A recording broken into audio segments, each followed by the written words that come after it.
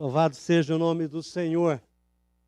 Nós estamos no mês da família, estamos encerrando uma série de mensagens baseada nos 10 mandamentos. E nós vamos falar hoje sobre o 9º mandamento. Eu quero convidar você a abrir a sua Bíblia em Êxodo, capítulo 20. Enquanto você abre, eu estava olhando as fotos ali da Clôdia, olhando a foto do nosso barco que nós compramos, nosso não, né? Lá dos missionários que nós demos de presente, a igreja deu de presente ali. Não sei se os irmãos notaram que ali é a rua, estava cheia d'água a rua. E ficamos sabendo que esse ano foi uma das maiores cheias do rio Amazonas. Algumas igrejas, elas são construídas no alto, assim, você consegue andar por baixo da igreja. O rio encheu tanto que invadiu o templo e os irmãos tiveram que fazer um tablado dentro do templo para poder subir e poder participar dos cultos, pelo fato da cheia esse ano estar muito grande lá. Carecem das nossas orações, carecem das nossas ofertas, da nossa fidelidade ao Senhor. A igreja aqui, a nossa igreja em especial, vou falar da nossa igreja, que eu sou membro aqui. A nossa igreja é bênção, a nossa igreja tem um coração missionário. A nossa igreja tem feito um trabalho relevante, importante, através do seu dízimo e da sua oferta. E nós devemos continuar assim. E devemos avançar mais ainda, se assim for necessário, para que a obra do Senhor, o Evangelho, possa alcançar tantas pessoas que carecem da palavra de Deus. O ser humano, o homem, a mulher, a família, seja ela qual for, ela só pode ter sucesso na vida se Jesus for o Senhor da sua casa. Quem tem Jesus aqui, e Jesus é o Senhor da sua casa, sabe o que eu estou falando. Né? A bênção do Senhor sobre o nosso lar, a bênção que nós recebemos de Deus, se você ainda não tem Jesus como Salvador e Senhor da sua vida, se Ele não é Senhor da sua casa, hoje é a oportunidade de você convidar Jesus e desafiar Jesus a mudar a sua vida, e Ele vai mudar a sua vida. Não é você pedir, ou talvez fazer um favor para Jesus, não é isso. É você fazer um favor a você mesmo. Você que está em casa, você que está aqui, que o Senhor ainda não é Senhor da sua vida, esta manhã você tem a oportunidade da salvação entrar na sua casa. Êxodo capítulo 20, o verso 16 diz: não darás falso testemunho contra o teu próximo. Senhor, em nome de Jesus, aqui está a sua santa e bendita palavra. Fala-nos através dela, Pai, para que a nossa vida, a nossa família seja abençoada e seja transformada pelo poder do teu Espírito. Eu te peço no nome de Jesus. Amém. Quando nós pensamos nos 10 mandamentos, que é uma série de ordenanças que o Senhor dá para as famílias de Israel e traz para nós hoje em dia, e o que nós temos visto é que muita gente tem falado, olha, 10 mandamentos é lei. Nós estamos na graça. Mas a graça não aboliu a lei. A graça aprofundou a lei. A graça, ela traz para nós uma compreensão maior e uma compreensão da necessidade da lei na nossa casa, na nossa vida, na nossa igreja, na sociedade. E quando nós olhamos o conceito do povo de Israel, era algo muito interessante, porque o sistema judicial do povo de Israel era baseado na lei. E esse sistema era algo assim, quando nós chegamos no 9º mandamento. Se você é testemunha sobre alguma questão, e se você for falso na sua testemunha, estaria você sujeito à pena que aquele que estava sendo julgado, caso o seu testemunho fosse falso.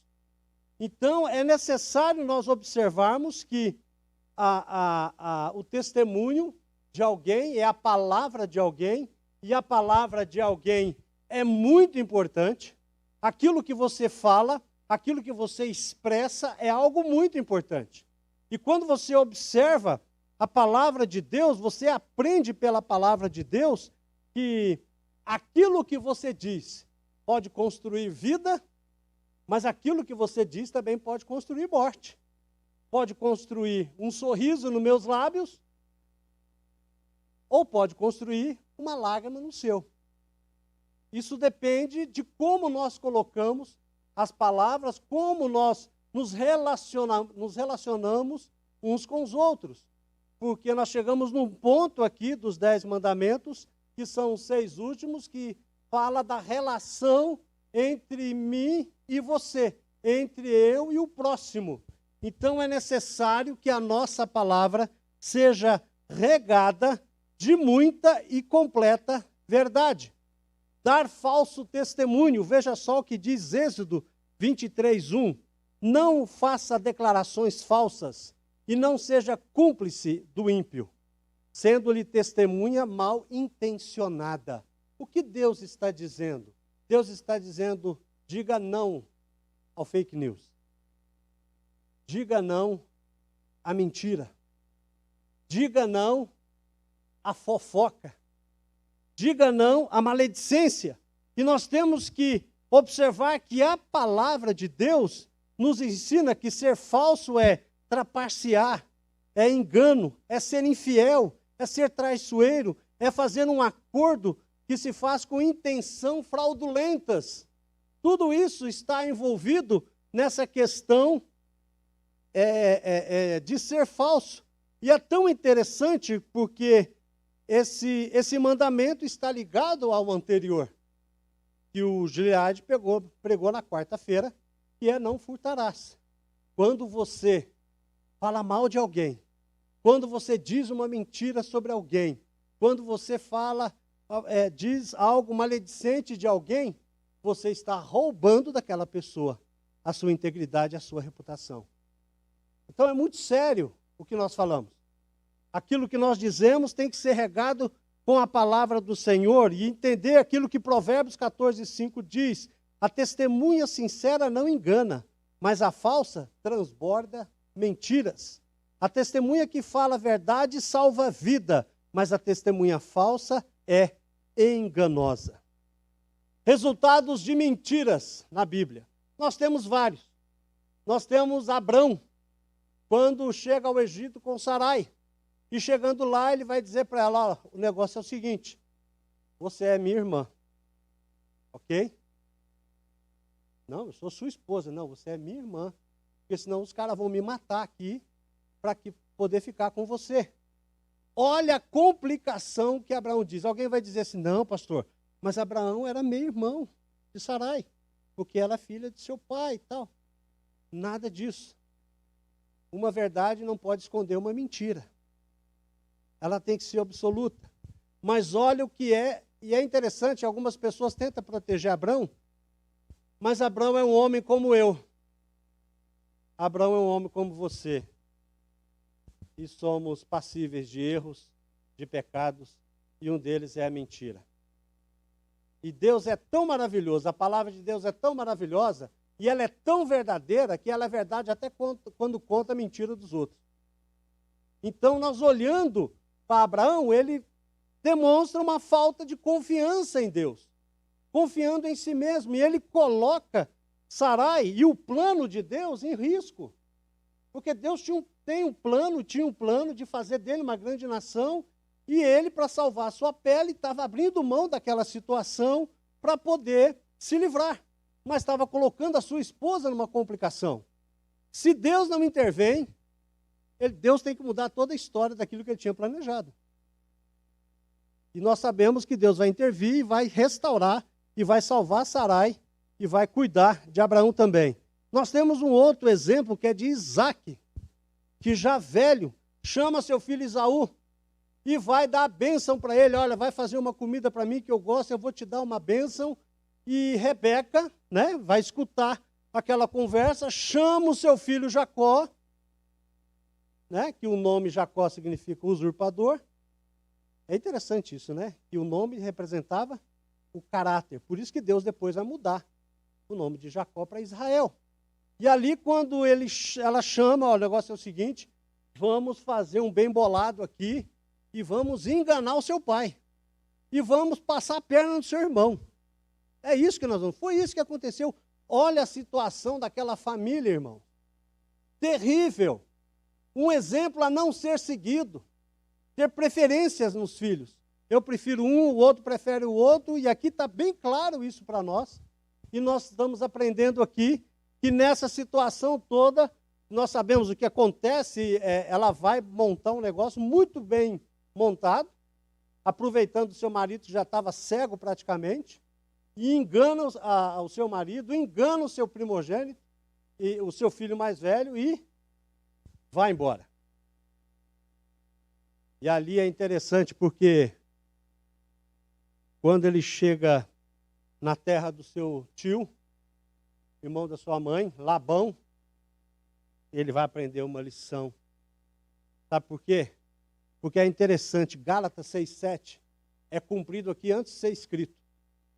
Sabe o que diz Gálatas 6,7?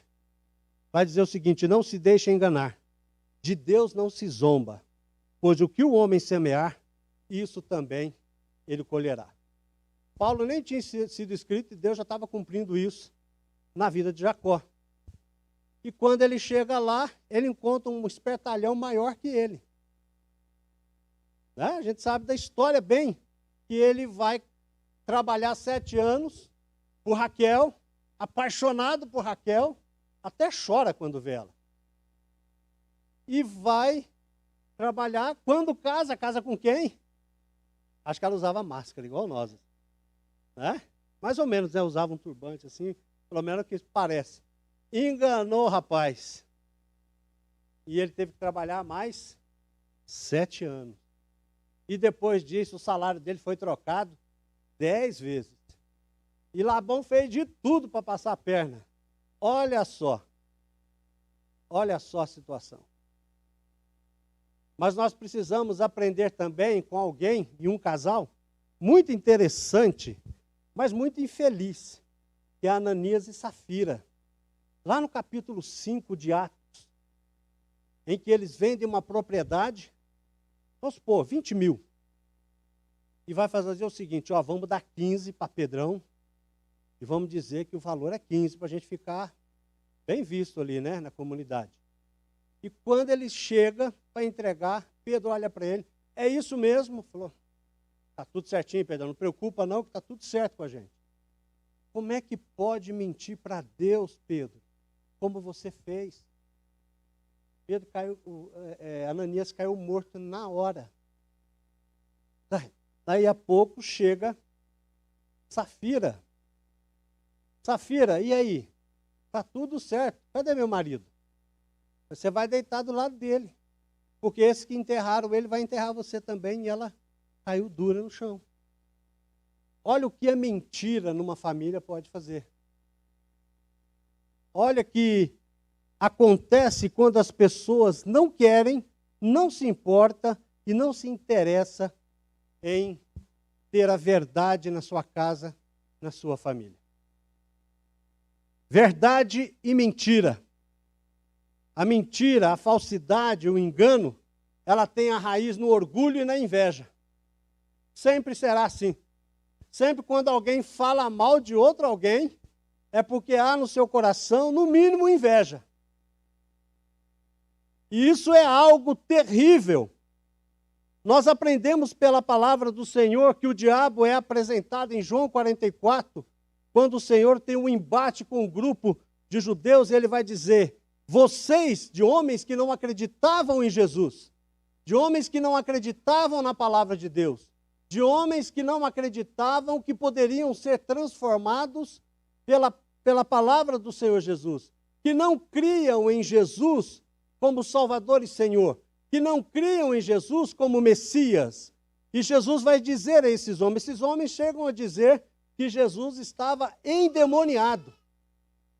E Jesus vai dizer a esses homens, vocês pertencem ao pai de vocês, o diabo, e querem realizar o desejo dele. Falando sobre o diabo, ele foi homicida desde o princípio e não se apegou à verdade, pois não há verdade nele. Quando mente, fala a sua própria língua, pois é mentiroso e o pai da mentira. Ou você é filho de Deus, ou você é filho do diabo. É o que nós aprendemos aqui. E nós precisamos primar por conhecermos ao Senhor e deixar que a verdade de Jesus esteja no nosso coração e na nossa vida. 1 João capítulo 1 diz assim no verso 6, se afirmamos que temos comunhão com Ele, com quem? Com Jesus, mas andamos nas trevas, mentimos e não praticamos a verdade. O verso 8 diz, se afirmarmos que estamos sem pecado, enganamo-nos a nós mesmos e a verdade não está em nós.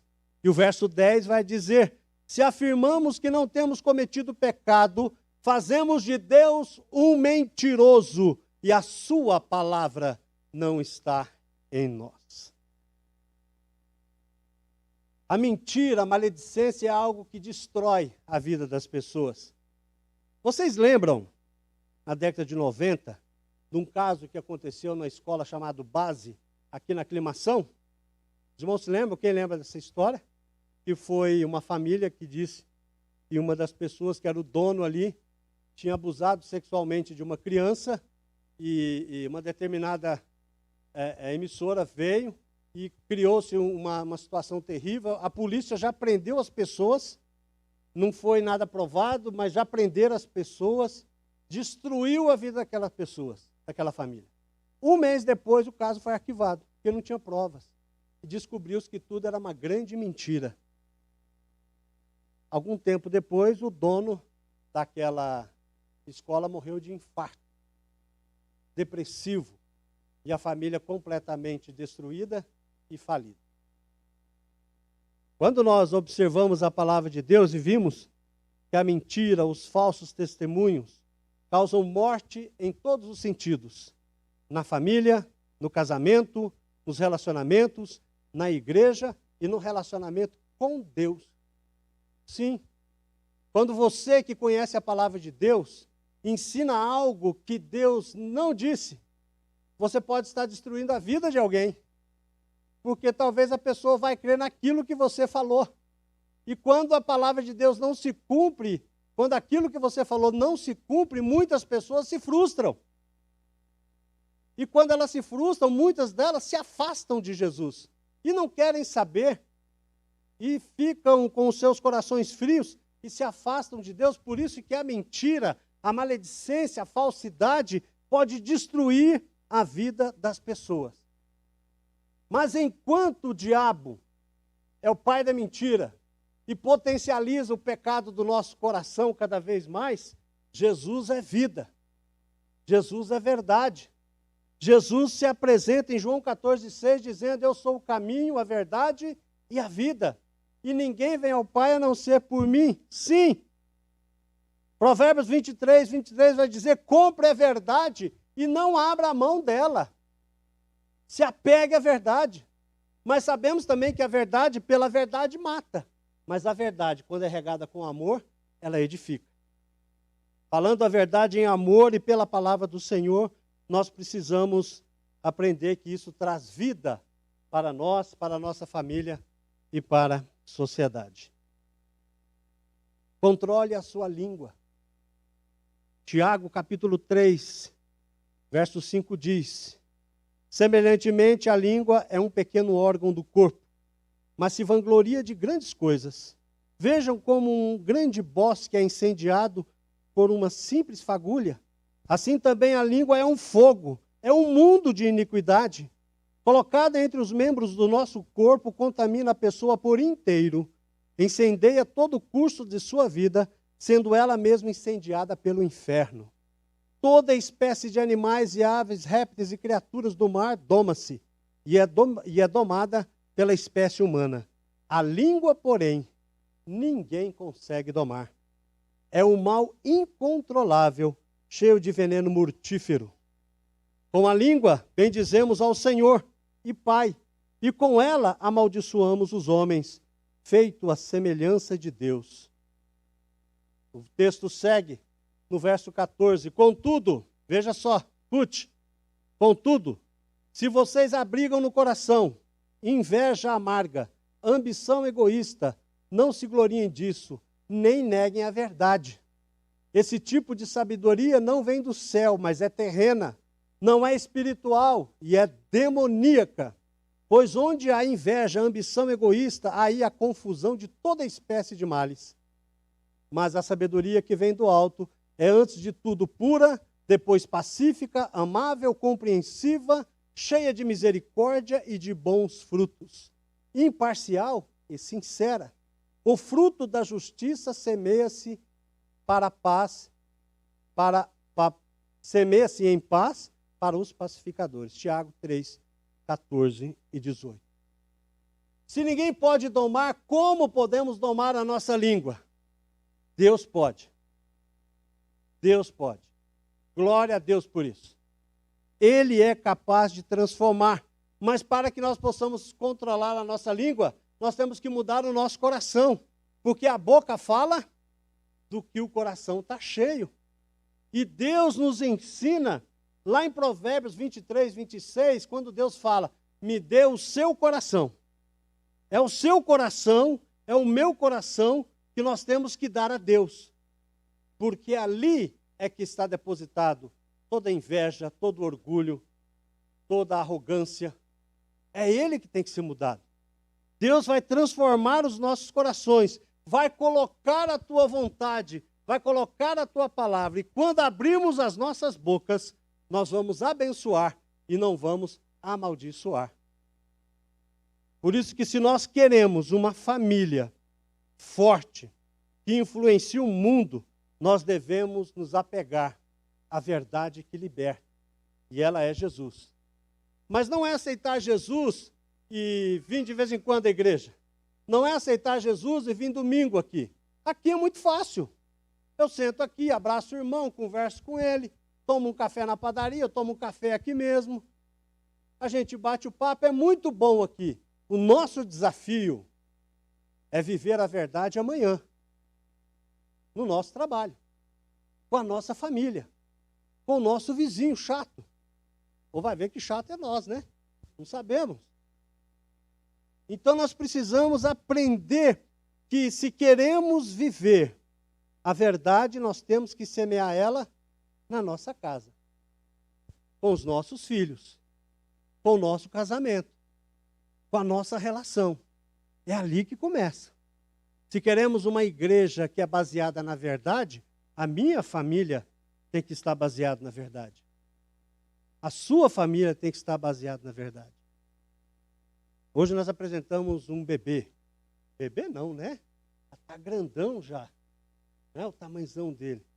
Olha a importância que nós, como os pais, temos.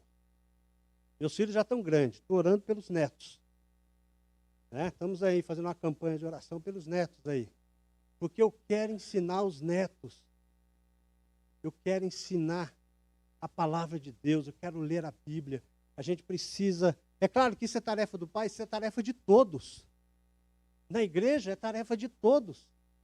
Nós darmos exemplo, nós ensinarmos os caminhos que os nossos filhos devem andar. E nós ensinamos pelo exemplo. Lendo a Bíblia em casa.